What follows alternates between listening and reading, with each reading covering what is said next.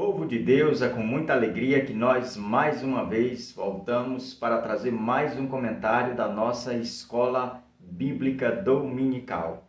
E a lição de hoje é a lição de número 7, lembrando aos irmãos que nós ainda estamos estudando a revista da PEC e o estudo que nós estamos fazendo nesse trimestre é sobre o livro de Josué.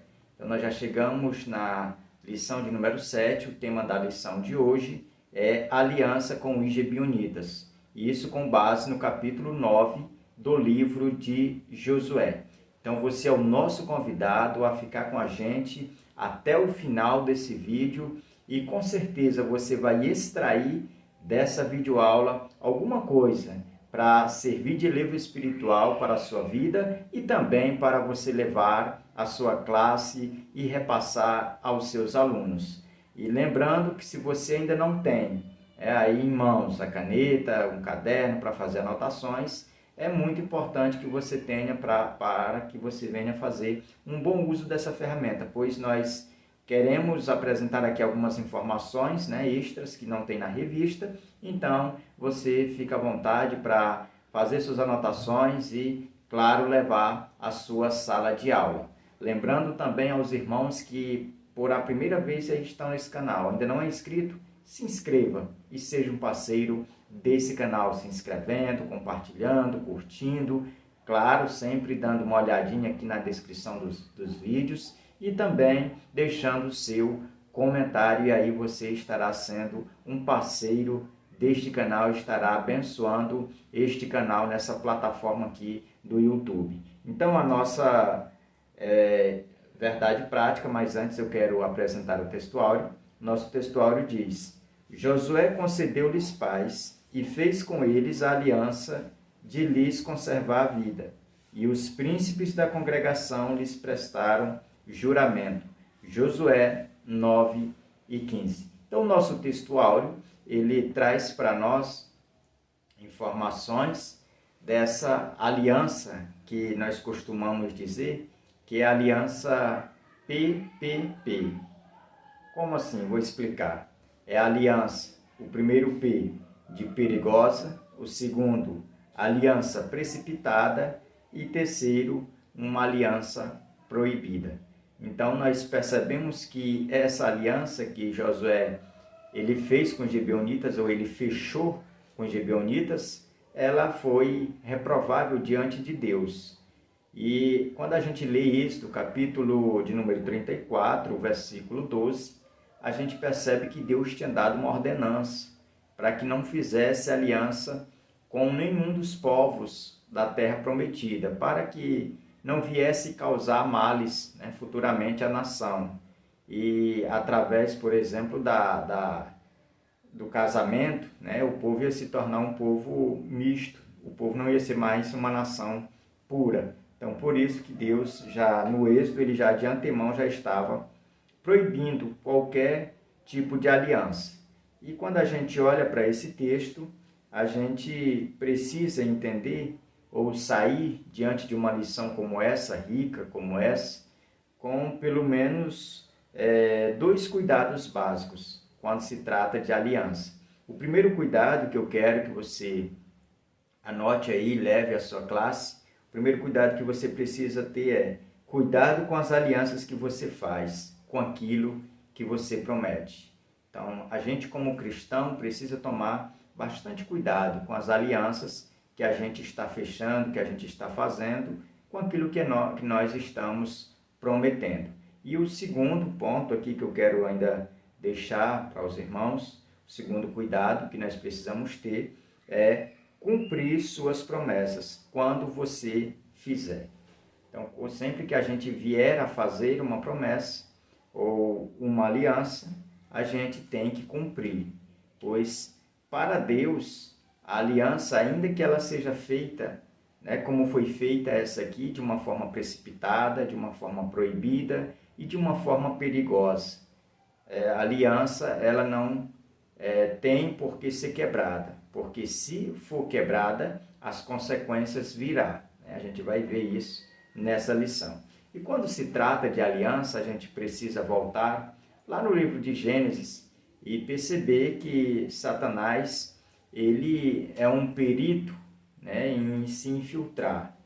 Ele se infiltrou ali no jardim, e a gente percebe que ele mostrou para Eva o caminho do pecado, mostrando para ela ali algumas coisas através ali da sua astúcia.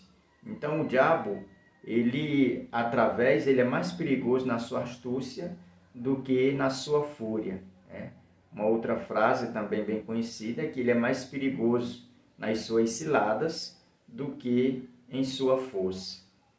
E a outra é que ele é mais perigoso quando trabalha na surdinha do que quando nós enfrentamos ele cara a cara. Então nós precisamos ter cuidado, que as artimanhas do inimigo é sempre para fazer com que os seres humanos eles fiquem aliançados, com alianças que vai causar dano, que vai causar prejuízos, que vai trazer consequências. Então, essa lição ela serve para abrir os nossos olhos acerca das alianças que nós estamos fechando ou que estamos pensando em fechar. Então, por isso que hoje, no nosso meio, nós sabemos disso, existe muita coisa que não era para existir. Tem muita gente carregando coisas que não era para carregar, porque tomou uma decisão precipitada, fechou uma aliança que não era para fechar, entrou em um casamento que não era para entrar, entrou em um namoro que não era para entrar.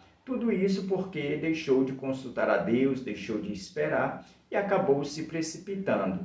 Então, esse caso que aconteceu aqui no capítulo 9 de Josué, traz para nós essas lições, abrindo o nosso olho, nos advertindo acerca das decisões que precisam ser tomadas. Mas nós não podemos tomar nenhuma decisão sem primeiro consultar a Deus, senão nós vamos cair no mesmo erro aqui de Josué, aqui dos príncipes das tribos de Israel.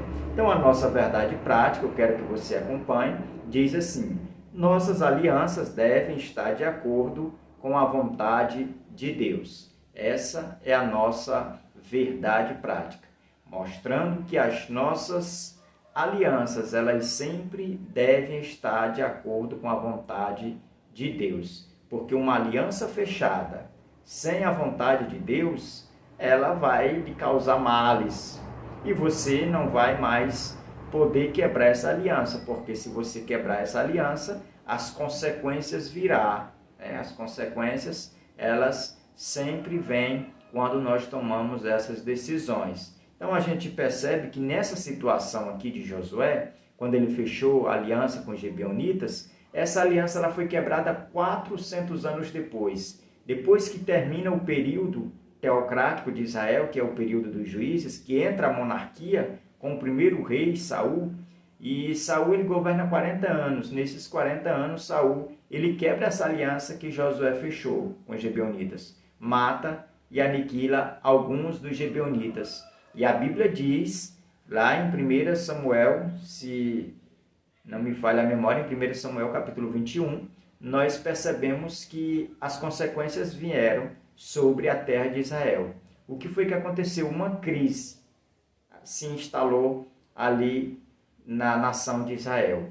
As crianças começaram a adoecer, começaram a morrer, o negócio não prosperava, os animais no pasto morriam, a terra não produzia mais a semente que as pessoas plantavam, então ela estava debaixo de uma maldição. E Davi vai consultar a Deus e saber por que está acontecendo aquilo, e Deus lhe diz: olha, Saul ele quebrou a promessa, ou quebrou a aliança que Josué tinha fechado, que os filhos de Israel tinham fechado há 400 anos atrás, matando os gibeonitas. Então Davi e os sacerdotes se dirigem aos gibeonitas que tinham sobrado e que prestavam serviço à nação de Israel, e eles pediram, vamos dizer que a vida de 7 descendentes de Saul. Então, depois que eles foram mortos, crucificados, a história vai dizer que Deus apazigua ou aplaca a sua ira contra a nação. Então, eles são perdoados e tudo começa a acontecer como normal. Então a gente percebe que a consequência veio, porque a quebra de aliança. Então hoje tem muita gente no nosso meio, nas nossas igrejas, que também está vivendo essas consequências, às vezes porque quebrou uma aliança. Às vezes uma aliança do casamento, uma aliança, quem sabe no namoro, qualquer tipo de aliança quebrada, ela vai gerar consequências. Então nós precisamos tomar bastante cuidado na hora de fecharmos as alianças. Quero te convidar agora a acompanhar comigo os objetivos. O primeiro objetivo diz: não menosprezar as estratégias do inimigo, mas procurar conhecê-las. Segundo, saber consultar sempre o Senhor para conhecer a sua vontade. E o terceiro, contentar-se em andar sempre na vontade de Deus. Então, nessa lição, nós vamos aprender como andar na presença de Deus, como consultar a Deus diante das circunstâncias, diante das alianças que vão surgir diante de nós. Então, a nossa introdução, ela diz: a fama das vitórias alcançadas pelos filhos de Israel, mandadas por Josué, já se espalhara por toda a terra dos cananeus. Isso despertava os mais diversos sentimentos, como medo e ira dos povos que habitavam essa região. Então, o primeiro ponto da nossa lição, nós vamos falar sobre a estratégia dos gibeonitas. Então, para esse ponto, eu até fiz aqui alguns rascunhos, algumas anotações, e a gente precisa examinar isso no próprio texto, porque existe informações suficientes para convencer acerca dessas estratégias. O primeiro que eu vejo aqui é que os gibeonitas, a primeira roupagem que eles vestem para convencer Josué de que eles estavam falando a verdade, ou de que eles eram de uma terra distante, eles se vestem de fingimento. Eles são pessoas fingidas. Isso a gente vê lá no versículo 4 e no versículo 5 do capítulo 6. O segundo, a segunda estratégia que eles usaram foi a mentira, no versículo 6. A terceira, a sedução e a pressão. Eles queriam algo ali muito rápido, de imediato, algo que era urgente, a palavra de Josué, para que Josué fechasse logo aquela aliança e então eles fossem ali poupados. E a quarta, a esperteza. Isso é no verso 7 e no verso 8, você vai ver a esperteza dos gibeonitas. E a próxima aqui, as meias respostas, do versículo 8 ao 13, quando Josué faz a pergunta para ele, de onde vocês são e quem vocês são. Então eles respondem uma e ignoram a outra. Tudo isso já usando essa estratégia para tentar encobertar a sua verdadeira origem. Eles estavam escondendo de que eles eram daquelas terras, de que não eram de uma terra distante, mas viviam ali. Então eles usaram também dessa estratégia. E a última, uma linguagem piedosa. E aqui é onde a gente precisa entender que, aqui é no versículo 9, capítulo 6, verso 9, que essa estratégia da linguagem piedosa é o que a gente vê isso com muita frequência no nosso meio. As pessoas que elas usam dessa estratégia para enganar, elas sempre demonstram uma linguagem piedosa, de alguém que é piedoso, mas, na verdade, por dentro, ela está com segundas intenções. E a última aqui que a gente percebe é a astúcia, isso no versículo 9 e 10. Então, eles foram astutos, demonstrando aqui todas essas estratégias que eles usaram, elas têm uma patente. E o interessante é que o dono dessa patente, dessas estratégias que eles usaram contra Josué, é o próprio Satanás. Eles usaram uma estratégia de fechar uma aliança com Josué em forma de se unirem a Israel. A gente percebe que eles se infiltraram dentro do acampamento.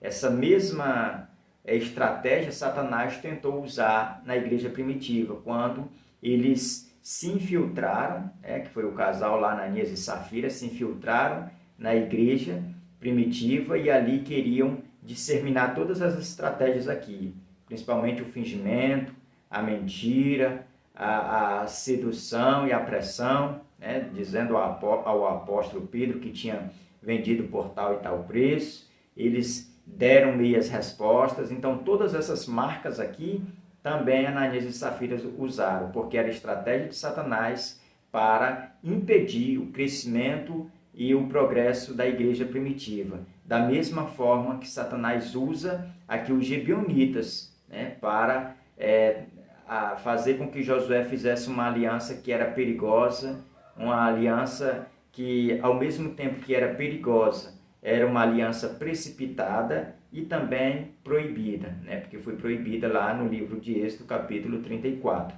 Então, o primeiro ponto da nossa lição, nós queremos falar aqui o primeiro tópico, né, que o comentarista aponta, é o temor pelo povo de Deus. Esse foi aqui o que os gibeonitas eles demonstraram, né, no primeiro tópico. Diz assim: os gibeonitas, ao contrário dos demais povos de Canaã, entenderam que não poderia sobreviver a um confronto com o povo de Israel. Então, quando a gente inicia aqui o primeiro parágrafo desse tópico, a gente entende que os gibeonitas eles estavam conscientes de quem era o povo de Israel e qual era o objetivo do povo de Israel, que era aniquilar, que era tirar todo mundo daquela terra.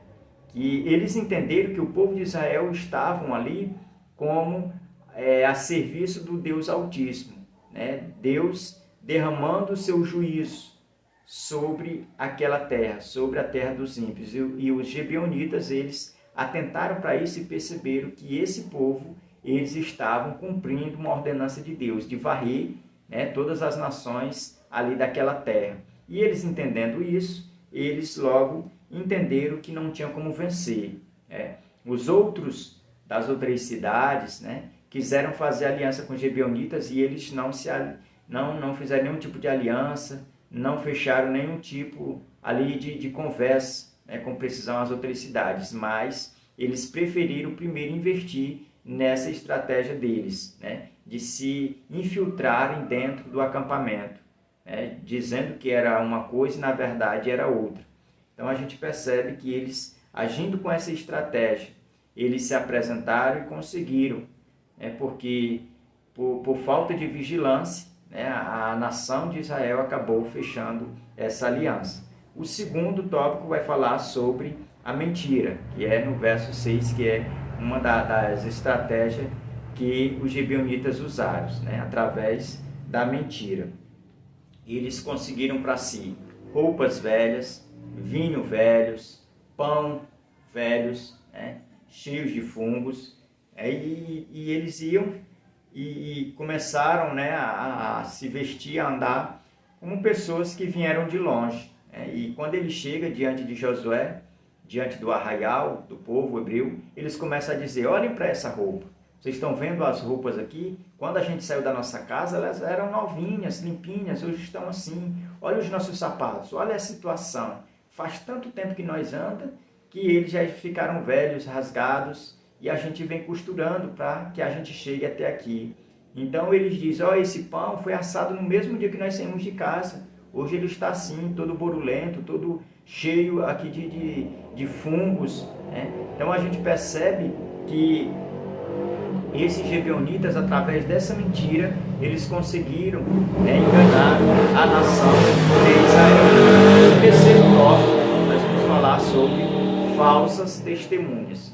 Aqui, nesse tópico, nós vamos ver que a mentira que eles utilizaram, eles também utilizaram como sendo aqui a questão da falsa testemunha. E é exatamente o que a lei de Moisés condena, né, acerca da falsa testemunha. O tópico início diz assim, ó: toda mentira, para ser aceita como verdade, tenta evocar testemunhas que confirmem seus argumentos mentirosos. Os gibeonitas foram diretamente a Josué pedir por suas vidas com todos os argumentos que haviam criado, para tentarem convencer os líderes de Israel sobre sua origem e intenções. Aqui nesse cenário, nesse momento, né, que os gibeonitas eles correm para a liderança maior, que é Josué, é porque o povo do acampamento começaram a desconfiar das histórias que eles estavam contando, da forma deles se comunicarem. O povo, né, o povão, os soldados ali, eles começaram a perceber que tinha alguma coisa de errado. Então, eles, querendo se esquivar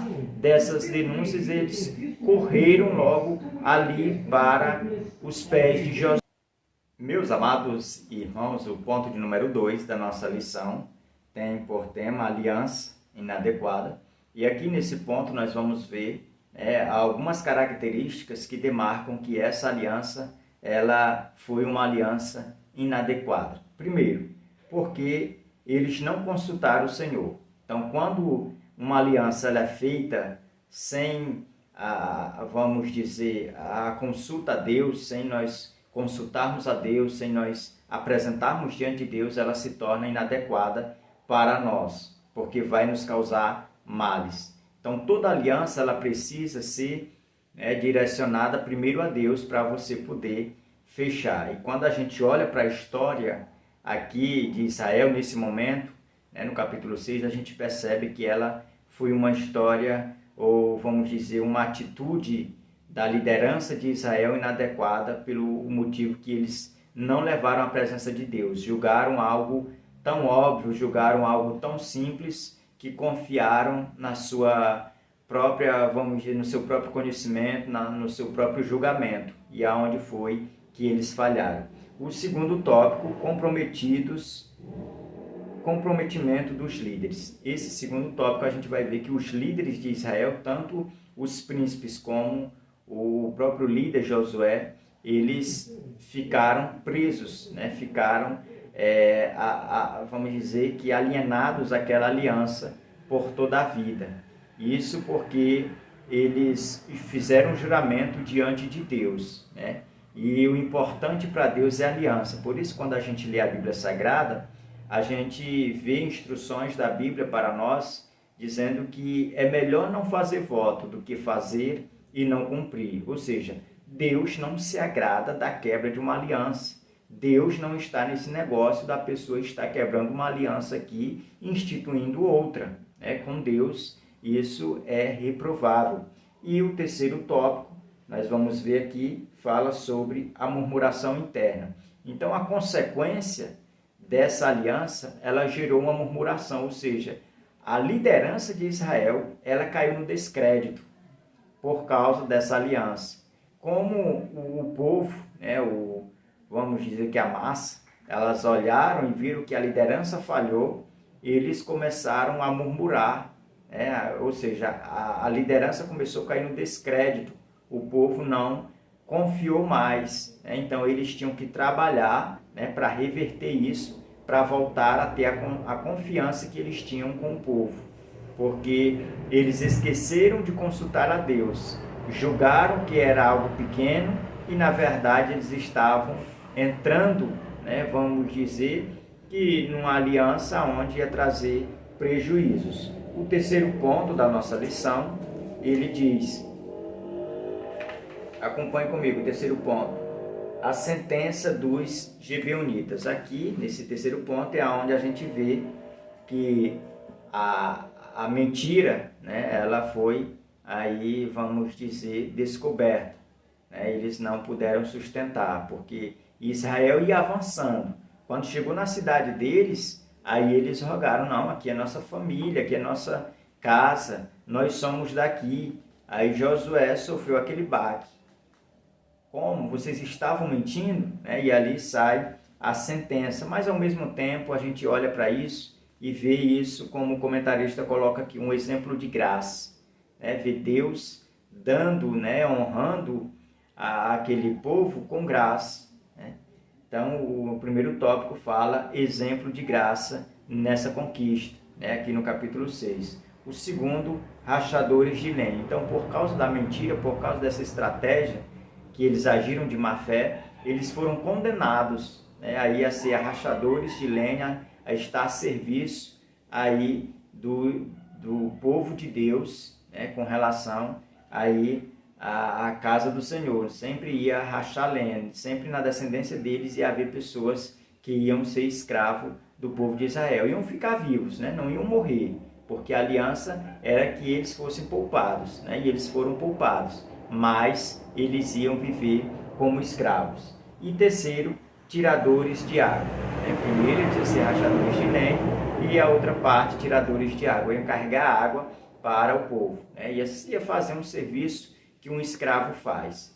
Iam ter suas vidas poupadas, mas ao mesmo tempo eles iam viver debaixo, desse julgamento por causa da mentira, por causa que eles agiram de má fé contra a liderança de Israel. Então, meus irmãos, nós precisamos detalhar com mais profundidade acerca desse assunto na nossa sala. Eu até digo para os irmãos que 50, 40 minutos ainda é pouco para a gente conseguir estabelecer um ensino detalhado acima desse capítulo, porque é um capítulo muito rico, é um capítulo onde a gente aprende muitas lições. Por isso a gente tem que ler, reler, e com o intuito de aprender mesmo, porque quando nós aprendemos, nós temos algo para levar a nossa classe, para edificar os nossos alunos com o conhecimento.